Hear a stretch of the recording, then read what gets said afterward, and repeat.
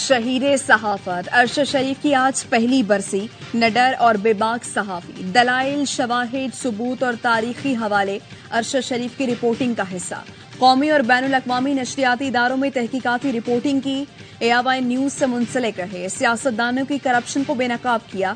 अस्करी उमूर पर भी गहरी नजर थी। शहीद ने हमेशा दहशतगर्दों के खिलाफ फौज के ऑपरेशंस को मौसर अंदाज में पेश किया।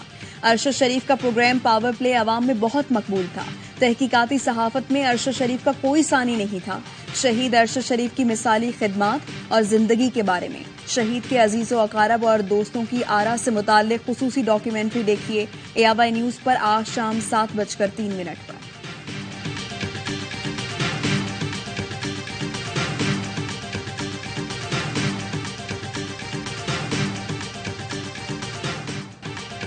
मैं किसके हाथ पे अपना लहू तलाश करूं? शहीद अरशद शरीफ के कातलों का सुराग आज तक ना मिल सका।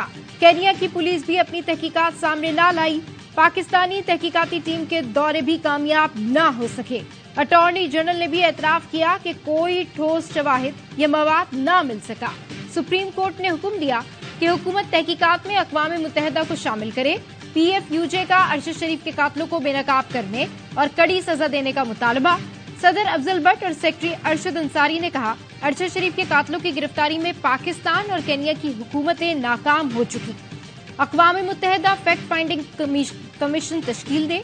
PFUJ की अपील पर अरशद शरीफ की पहली बरसी पर मुल्क भर में दुआया तकरीबात और शमें रोशन की जाएंगी। मुल्क भर में ARY न्यूज के दफातर में कुरान खानी और दुआया तकरीबात का इनेकाद होगा।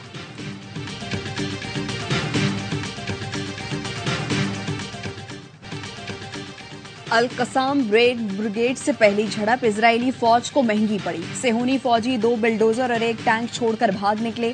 हमास की अल-कसाम ब्रिगेड ने इजराइल की जमीनी हमले की कोशिश नाकाम बना दी। अल-कसाम ब्रिगेड के रॉकेटों की जद में इजरायली टैंक और गाड़ियां आ गईं। खान यूनिस बॉर्डर के करीब इजरायली फौज को बड़ा नुकसान पहुंचाया।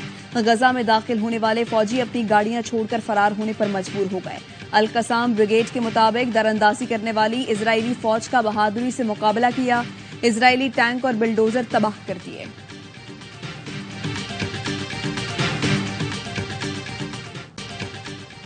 दुनिया वालों, हमारी मदद को आओ। गजा वालों की पुकार। 16 दिन से जारी इजरायली बमबारी से बदतरीन इंसानी अलमिये का जन्म।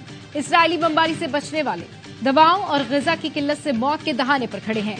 इमदाद पहुंचकर भी जान बलब गजा वालों को ना मिल सकी। अक़वाम मुत्तहिदा के 17 इमदादी ट्रक रफा क्रॉसिंग के बाद इजरायली बमबारी की वजह से रुक गए। इमदाद मुंतकली का काम ना हो सका। गजा की पट्टी पर मौजूद फलस्तीनी ट्रकों को खाली वापस लौटना पड़ा। बमबारी से इमदादी ट्रकों को नुकसान पहुंचने का भी खदशा। इमदाद पर बमबारी ना की जाए। अक़वाम मुत्तहिदा की इसराइल से मिन्नत समाजत। सरजमीने फलस्तीन शहीदों के खून से रंगीन। इजराइल ने एक ही दिन में 270 फलस्तीनी शहीद कर डाले। इजराइल के फौजी तर्जुमान ने गजा पर हमले मजीद तेज करने का ऐलान कर दिया। शिमाली गजा के कई देहात खाली करने की वार्निंग।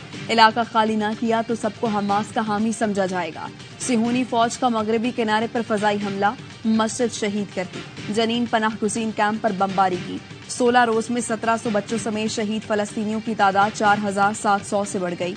15,000 से ज्यादा जख्मी। बेघर अफराद की तादाद 14 लाख से तजावुज कर गई।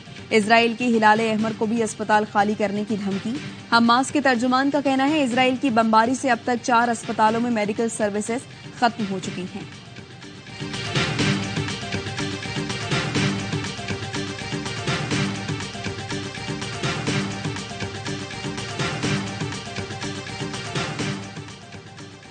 गजा की मारूफ शायर और मुसन्निफा हिबा कमाल भी इजरायली बमबारी में शहीद। 32 साल की हिबा ने oxygen is not for the dead नामी नॉवल लिखा था। शहादत से एक रोज पहले ट्वीट में लिखा था, अगर हम मर जाएं तो जान लें कि हम साबित कदम हैं और हम सच्चे हैं।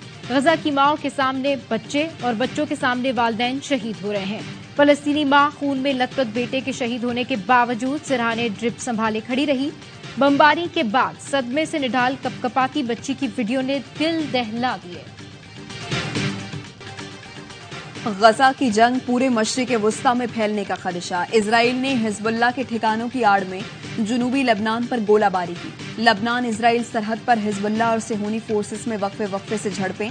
एक दूसरे पर मिसाइल दागे। इजरायली वज़ीर-ए-आज़म नेतन्याहू ने लबनान को तबाह करने की धमकी दे दी। बोले, हिजबुल्लाह ने कुछ किया तो लबनान का नक्शा बदल देंगे। ईरानी वज़ीर ख़ारिजा का इजरायली वज़ीर-ए-आज़म को तुर्की बतुर्की जवाब। कहा, इजराइल बाज न आया तो मशरिक़ वुस्ता के हालात कंट्रोल से बाहर हो जाएंगे। अमरीका इजराइल को रोकने के बजाय लबनान को तड़ियां लगाने लगा। वज़ीर ख़ारिजा एंटनी ब्लिंकन ने लबनानी वज़ीर-ए-आज़म को फोन करके कहा, फ़लस्तीन इजराइल तनाज़े के बीच में आए तो अवाम मुतासिर होंगे। लबनानी मुसल्लह अफ़वाज ही मुल्की इस्तेहकाम के कानूनी ज़ामिन है। इजराइल ने शाम में दमिश्क और हल्ब एयरपोर्ट्स पर मिसाइल दागे। हमले में 2 निहत्ते शहरी जान से गए।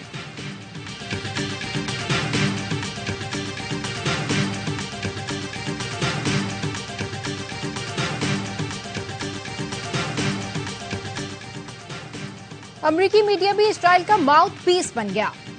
सीएनएन ने अस्पताल पर बमबारी से बरीउज़्ज़मा करार दे दिया। सीएनएन के मुताबिक तस्वीर के फोरेंसिक से जाहिर होता है ये इसराइल का फिजाई हमला नहीं था। गजा जाए बगैर फोरेंसिक कैसे कर लिया गया? रूसी मीडिया का कहना है अस्पताल पर बमबारी इसराइल ने की। इसराइल झूठा प्रोपेगेंडा कर रहा है कि अस्पताल पर हमास का रॉकेट गिरा। रूसी वज़ीर ख़ारिजा ने कहा, अमेरिका गजा की सैटेलाइट तस्वीर सामने ला सकता है। बाइडेन से कोई सैटेलाइट तस्वीर की बात क्यों नहीं करता?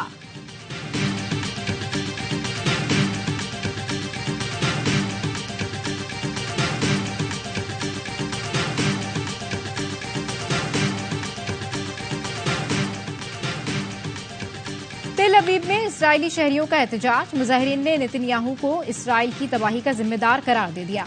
मुस्ताफी होने का मुतालबा। मुजाहिरीन का कहना था नेतन्याहू की गलत पॉलिसीज की वजह से हमास ने हमला किया।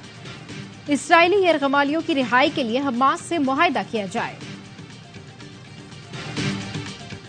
अमरीकी दारुल हुकूमत वाशिंगटन डीसी खालिस्तान के नारों से गूंज उठा। अमरीका भर से आए सिख रहनुमाओं ने भारतीय सिफारतखाने का घेराव करके नारे लगाए। सिख कम्युनिटी ने कनाडा में कत्ल हरदीप सिंह निज्जर के कत्ल में मुलव्वस भारतीय इंटेलिजेंस एहलकारों की गिरफ्तारी का मुतालबा किया।